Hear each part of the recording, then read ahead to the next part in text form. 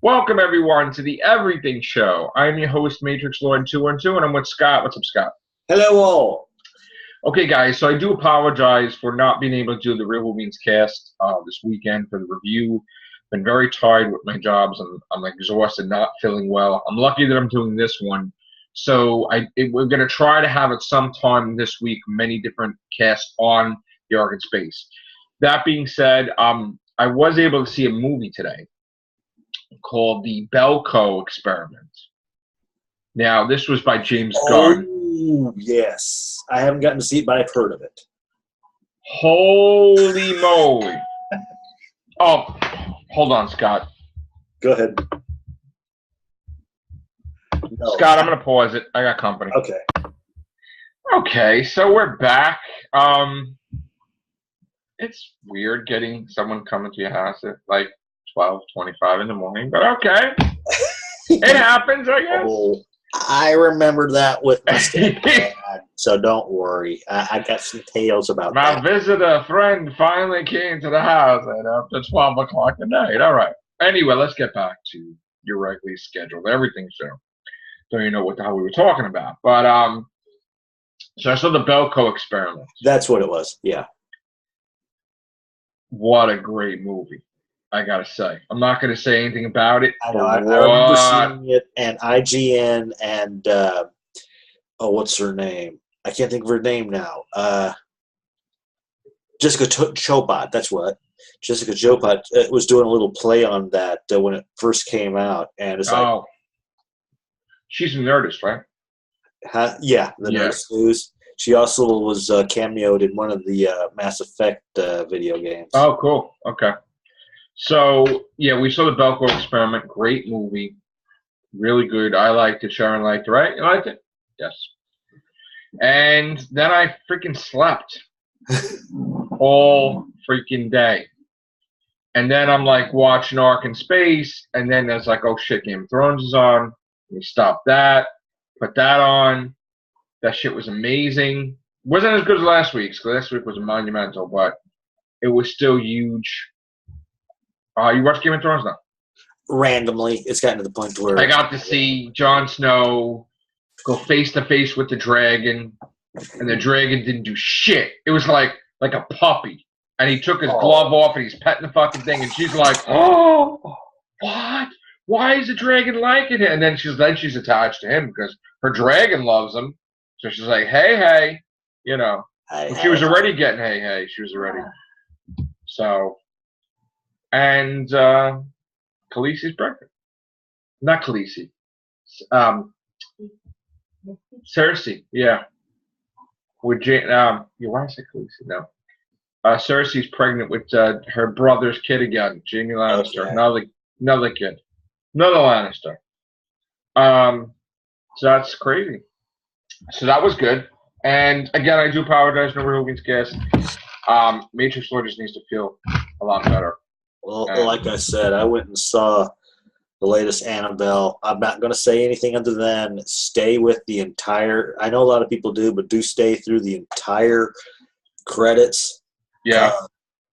It was really good, though. Yeah. It's a matinee movie. There is a link to the investigators and all that. I will say that much, but that's all I'll say. Okay, so I'm going to do that eventually. Talia, I think his name is, who's in it, does a great job as the father, and there's a lot of jump scares, and I have to say, pretty good. Okay. I was thinking the that Hitman's Bodyguard was coming out this week. So this is coming out Friday. It's next week. Yeah. Well, now we're in the week that it's going to be in. Yeah. So I go over there to my Eaton 6 and like, oh, that's next week. Sweet payday. Yeah. Sweet. Yeah. Right. Hopefully next weekend. Well, we can see a movie. I don't know. We haven't been to the movies in a while. Well, not really that long. What did we go see last? Let's see something. I want to see Planet of the Apes. War of the Planet of the Apes. And we know how much you love that. Yeah, that sucked. So, Sharon, did you see that with me? No. I went to see it by myself. Did I or did I go with Anthony? Oh, I went with Anthony. But we went to movies. What did we go see? I don't know. That's so sad that I'm so tired. I don't remember what we went to see. I've been there. Jesus. What the hell? What did we go see? Spider-Man Homecoming, right? No. Something after that? Really? It's called Working Too Much and Being Overtired. I have no idea what we saw. Oh, well. Whatever. This is what happened there. Yeah. Done. Matrixlord done today. Done. A roommate, let's just say, asked me when I went and saw it. I mean, I totally brain farted because it was. We saw Wonder Woman. We saw Spider-Man Homecoming. I saw War of Planet of the Apes. What the hell did we see? Jesus. What did we see? Oh my God. We went recently, right? What? It wasn't Wonder Woman, or it wasn't? No. No. Let me look up. We saw Marjorie Dawn. Let me see. Oh my goodness. Well, it was just Spider-Man Homecoming. Guardians of the Galaxy. Was it Guardians of the Galaxy? No. It wasn't Spider-Man Homecoming. I think it was. That was a lot of them. Yeah. Because then I saw War of the Planet of the Apes after that. I saw Spider-Man. I don't know. Whatever it was. The last thing I think I saw was War of the Planet of the Apes. That's my story, and I'm sticking to it. Annabelle Creation's doing well. It has in 71 million. Already a hit because there's only 15 million to make. Yeah. So I figured it was going to make number 1 or number 2. So stay tuned for Annabelle. It might have been Spider-Man. It was Spider-Man, yeah. Annabelle. Stay tuned for Annabelle 3, 4, 5, 6, 7, and 8. Basically, because that's what you're going to get. Yeah. Anytime a movie costs 15 million to make and it makes almost $100 million, absolutely, yeah, you're going to get that.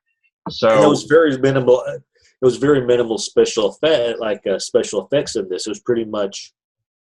And you know what? Other people should take note of their formula, because if they use the same formula for Friday the 13th, then they'd be profitable too. Practical effects is what I was trying to think of. Yeah. Well, I mean, if they spend their money wisely doing that stuff, then they would have $100 million Friday the 13th or whatever too. Like, you know. And I will say this much, like I've always been saying, this is another proof that when movie makers makes a good movie and allows the public to make it a great one, that works out. But so far, a lot of these movie makers are forgetting, like, I'm going to make this grandiose epic, and then you go see it and go, what the did I just watch? I mean, basically, we know when you know there's a Conjuring movie, you know it's a hit. Yeah. And then they spinned it off to Annabelle, and you know that's a hit. Then they're going to spin it off to The Nun. You know that's going to be a hit. And then they're going to spin it off to this other thing. That's going to be a hit. So they know what they're doing. They have their own Conjuring cinematic universe now.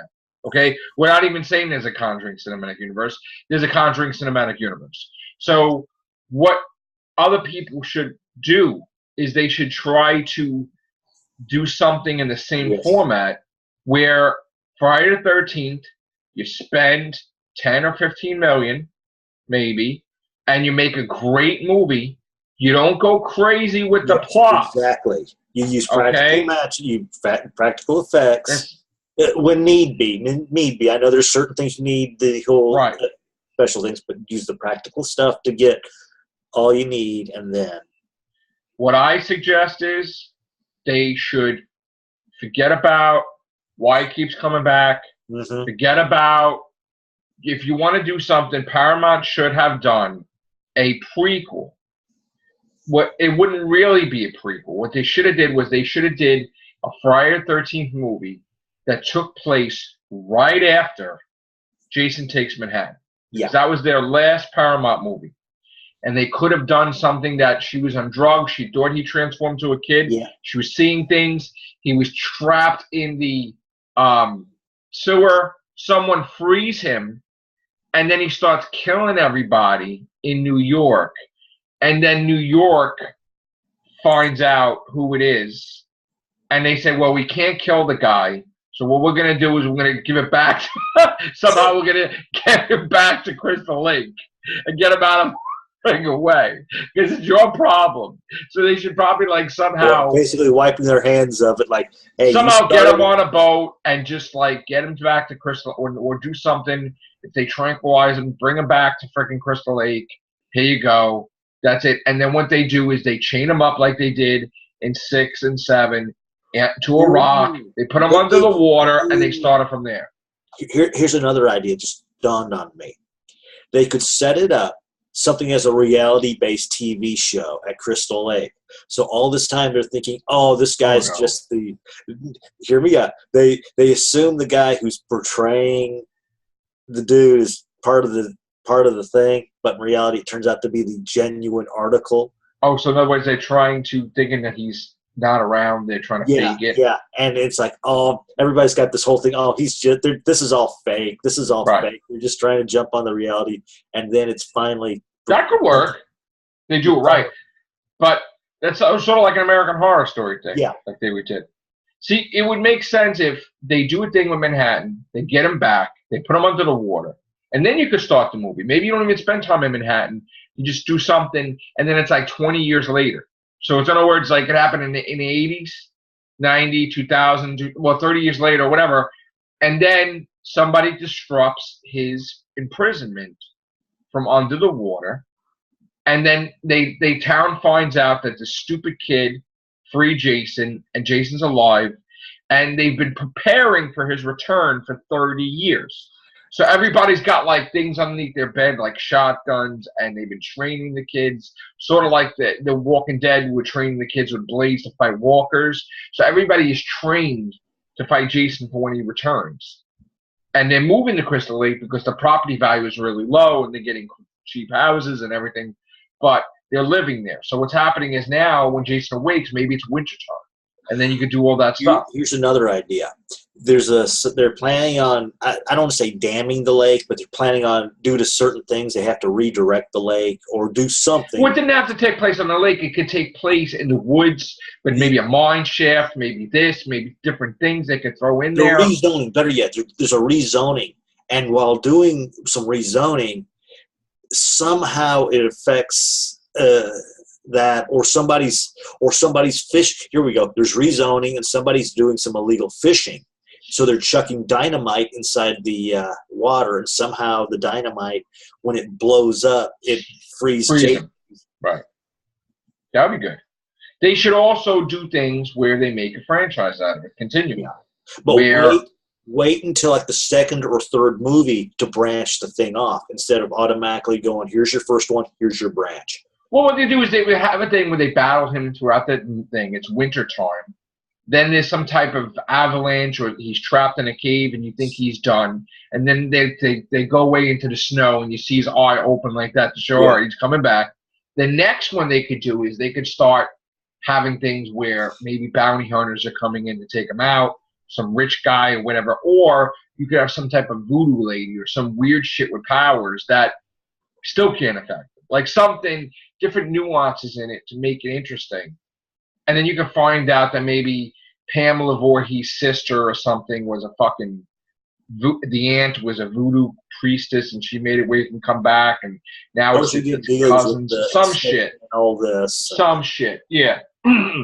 Where Pamela wasn't herself, but she went to her sister, and her sister was the reason why Jason keeps coming back, or something, you know? Little movie spoofs of horror flicks. I still can't believe they haven't thought of combining The Ring and one of these horror flicks. Because that would be the perfect... Will you imagine they have the thing where they're watching a videotape of The Ring in Crystal Lake? Yeah. And Jason's like this, and the thing's trying to kill Jason, and Jason's just like, no, it's not working. That'd be cool. But then I don't know if they're allowed to do that. But we'll see.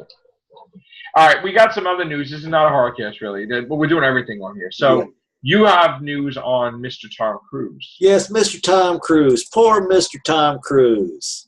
Let me find the article. I've got it pulled up here, and then I didn't exactly close it. Well, apparently during the latest little... Here we go. Apparently our friend and fellow Scientologist, pardon the pun, He injured himself in the latest MI6 stunt. Let's see. He was in See, now London. here's the thing. I know he likes to do his own stunts. Yeah. And the little gal who played Gabrielle, I found out she did a handful of her stunts in the original Xena series. Oh, wow. Okay. Yeah. Now, here's the problem with Tom Cruise doing his own stunts. Okay? Hollywood probably have a heart attack because if he got hurt, he can't do shit. Like, really bad, right? They should have... Here we go. I'm sorry, Cruz, for mentioning your age, but the 55-year-old actor was attempting a leap across a gap between buildings, only to fall short and hit the edge of the building. He pulls himself onto the roof, and then after seemingly attempting to run, basically he bummed up his leg when doing the leap. Oh, shit. Well, I don't like it when anybody gets hurt, so I hope he gets better. I like his movies, and I go. Excuse me. He was funny in The Mummy. I will say this much: I still didn't see The Mummy. The Mummy, but if you go see it and you see his character, you can understand why you were sort of torn between you're an ass, we feel sorry for you, but we can understand why you're being treated this way. Right. So I'm all for his movies. Hopefully he gets better. I don't think he got permanent damage, right? No, he got hurt. He just Thank God. Thank God for that. Bummed up his hip or his leg. We're gonna do some box office numbers now. And again, please don't mind me. I'm still not feeling too hot today. But let me give you the box office stuff. Okay. Now, Annabelle, like we said, was number 1. I can understand why. Everybody's waiting on what is going on with China with Spider-Man Homecoming, all right? And I'm watching the numbers very carefully, and it's getting close. 2 or 3 now, I forgot. Well, it's getting very close to beating, according to my calculations. Let me just find out this here. It's getting close to beating, I think, Amazing Spider-Man. What did I have here? Amazing Spider-Man 2, 708 million is Spider-Man, Amazing Spider-Man 2. Now it has 702 million right now. So without China, it may beat Amazing Spider-Man 2. Amazing Spider-Man 1, the first one, 757. Now, here's the thing. Supposedly from last night, what I saw, I believe China will release it in September. So this is what's going to happen. So I wonder if they're going to do it close to the Christmas holiday then. That way they can draw. No. China's coming out in September. Okay. So in a couple weeks.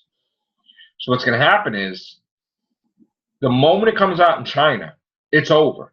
It will probably be from the last worst-selling Spider-Man movie. Do they have an award show coming up? What? I'm just thinking, you know how Hollywood... I'm going to explain what happened. I wonder if they've got some sort of award show. No, I'm going to explain what happened. I'm going to explain why it wasn't released. I looked into it very carefully. It turns out that China does this every year because they want certain movies of theirs to do well in the box office. So they do a blackout period where for a month or two, nothing comes out from our movies so their movies can prosper. They know that their help brings in $13 billion or whatever the hell it does. So what they're going to do is, once the blackout is over in September, the movie is going to come out, along with War of the Planet of the Apes, along with Valerian City of a Thousand Planets. Now, they won't be missing much with that one. Well, no. Here's the thing. They may need that, obviously, because Valerian the City of Planets is in the negative, like 175 million. So if it takes off in China, it may break even. You know what I'm saying? So then the company's like, all right, Spider-Man Homecoming, by that time, it may become the #1 Spider-Man movie of all time. Because if it's right now at 702, she's yawning at what I'm talking about. Now, I'm not that boring, right? If it's 7:02, yeah, I know. I'm putting people to sleep. Shit. If it's 7:02 and it comes out in China, it may be 8:02 or 9:02. $200 million. If it's going to be China, I'm betting about. I'm going to say 8-3. I'm going to say 830. I'm not. It's going to. If it does hit near the 9 part, it's just like going to be just. I mean, just a hair away. But I'm saying 8-3. Keep in mind too that once it's released in China, it's going to be there for a couple of weeks. Yeah. So 100 easy, 200 not sure, but it might be more than that. Might be 350. Who the hell knows? Then they'll be partying in the streets, for real. So we're waiting on that. And Planet of the Apes, War for the Planet of the Apes is waiting on that too. I want to bring up something else too that I've noticed. Finally, we had done. Sometimes we do Mandela effect stuff. We joked about it for over a year or two, whatever. We've done some stuff on it. And there's some people that's all they do on their channel, and that's fine. That's great. But what I'm noticing is that there are fake Mandela effect stuff out there. Oh, really? And when I figured out certain things, and I try to tell certain people don't want to listen because they want it to be fake. So now somebody had put out, I'm not mentioning any names, somebody had put out that War for the Planet of the Apes is a Mandela effect. Now, one, that's impossible. Yeah, that's because War just came out. War for the Planet of the Apes just came out. Okay? It's not a reboot. It's a movie that is an extra movie. Different stuff happened. It's not rebooted from anything. There was no old version of it or whatever. And it's completely different than anything it was before. Right? Yeah. So this is not the title War for the Planet of the Apes or whatever.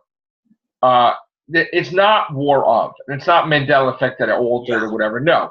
This isn't the War of the Planet of the Apes. This is War for the Planet of the Apes, meaning that it's not exactly the war. It's deceptive. It's deception. So, like, there is no Mandela effect for War for the Planet of the Apes. War for Planet of the Apes has always been the title. And there's not even an out long enough for it to have a different title. Okay? And I'm starting to see that people are confusing when a company changes a logo or a brand. It's because they're allowed to change the logo for the brand. Coca-Cola changes it all the time. It's not a Mandela effect. All the candy bars, all these different things, they change them all the time. It's not a Mandela effect. Okay? Cars insignias, this insignias, that insignias. It's called, if you had the same logo forever, it would get boring. Even Spider-Man has changed the logo. Now it's back to the original logo. That's not a Mandela effect. And I want to stress that sometimes people now are getting crazy with it because they're creating stuff for it to be because there's no news about Mandela effect. Yeah. The biggest thing that I actually, one of the only, I think, things that I figured out with Mandela effect was the grease thing. And that, if you go on Google and you research it, everybody could find the answer that Coca-Cola was a sponsor that made them change the lyrics of the song, and then the company changed versions of it and aired different versions on TV and put different DVDs and Blu-rays out. And the original Grease is not being made anymore. Not that it's whatever, it's just they're trying to put a kid-friendly version out. Here's the movie they might be mistaking it for, or trying to pull the Mandela effect. There was a thing called Conquest of the Planet of the Apes that came out in '72. That was a totally... This is a different... This is a completely nuanced movie. Yeah. This never happens. They're trying to make extra sequels rather than the exact kind. If there was 5 Planet of the Apes movies, they're trying to do 6. You understand? So the next movie, right, should be Planet of the Apes. Yeah, the one Then based on the it Charlton should be Conquest for the Planet of the Apes. And then, but they probably want to do 3. So it's going to be different thing. It's probably going to be, the next one may be, they may go in different thing and may call it Conquest of the that Planet or of a the Apes. version of Beneath the Planet of the Apes. They might do Conquest of the Apes or something, and then the last one will be Planet of the Apes, where the Charlton Heston character arrives and starts a rebellion against the apes, and then whatever that will happen in the far, far future, But it's not going in order. It's a completely thing. It's not a Mandela effect. One more time, War for the Planet of the Apes has nothing to do with Mandela effect. No, whatsoever. Boss Baby. Like, I heard that too. No. They just decided they don't want to have the in it. Like, that stuff like that is not a Mandela effect. It's the company making the decision to change the title, right? Now, again, I haven't really figured it out with Sex in the City, but what I'm thinking is that they changed it from Sex in the City to Sex and the City only because they want to go outside the city. Yeah. You know what I'm saying? Like, they had that other movie where they were down in the, they were out. They don't want to be stuck just with New York. They want to open up the horizons, probably. So that's the only explanation I can have with that, where they changed the simple Sex in the City to Sex and the City, which is not really a big change. The Bernstein Bears, I truly feel that they changed the name, something to do with royalties or publishing or something, and they're just not allowed to say it. I mean, again, we can't. But the thing that boggles my mind the most is just the Moonraker. Moonraker. Yeah, because Moonraker. I too remember the braces, and everybody remembers the braces. Yeah, and that is just so strange that even the little gal from that movie says, "I did not wear braces in that movie." Well, what I have to say about that is, one, she's 80-something now. She hasn't been asked that probably for a while, and the only thing I can say about that is that somebody remastered all the stuff, and they put out new versions of the VHS with that stuff in it. Because when I ordered it on VHS, it's probably a newer version of it. They're probably still making VHS tapes probably somewhere. So, I mean, I can't, and the version they put on TV is different, obviously. Just now, like there is one of the James Bond movies, I forget which one it was. It's one of the Sean Connery ones, I think. Now, when it came to TV, they did have to digitally put some clothes on one of the women when she came walking through a door, but that's the only thing they did. I mean, I'm more and more as I'm looking at this Mandela thing, I'm figuring out that there's no Mandela effect, really. It's all bull crap. And that people made a hell of a blue out of nothing. I mean, I think, honestly, that there is a thing where, there's an answer for everything, I feel. It has nothing to do with all this science fiction hullabaloo stuff they're saying. Now, looking at the Kit Kat bar, because a lot of people say, "Oh, there's a hyphen in the Kit Kat bar." That I never believed, but I looked at a Kit Kat bar just by happenstance about a few weeks ago, and the way the T crosses, I could understand how somebody could possibly mistake that for a. Well, maybe they just eliminated the damn thing. Yeah. And they just decided to change the logo. You know what I'm saying? Like, it happens. Yeah. I think maybe that's what it is. I think they just changed the logo. I mean, again, it will be challenging. Doctor Who or Batman's logo. And like you said, it will be challenging to solve a Mandela effect like we did with Grease. Because that's completely solved. I'm completely convinced now. And I'm very confident that there's a way we can probably. The only thing that I could think of, if you got your hands on the original movie reels of Moonraker, the print or something, because they did a review saying she had braces, so then there's got to be a way, or the Topps cards, unless they made new versions of the top cards, when then that would be a problem. They could have done that. They could have made new versions of the top cards based on the remastered version. So anybody who has Moonraker old version where she has braces, please send us a Contact us. picture of it. Take a picture of it Yeah. and send it to us in the link of Dolly with braces, because I want to be the one to solve this one, because nobody seems to be trying to solve it. I want to definitely solve this, because if I solve that, then I'll be more confident. I'll be a little more, because it's not on the, and you know what, the internet, you can't trust the internet, because the internet is controlled by organizations and anything can be changed. But from your house, watch friggin' Moonraker, take a picture of her with braces and send it to us. We'll put it in a video titled, "This is for you, Matrix Lord," and, you know, put somewhere entitled my name so I know and send it to me. That'd be cool. So that's a challenge. All right. I think that's it, Scott. All right, guys, take care. Bye for now.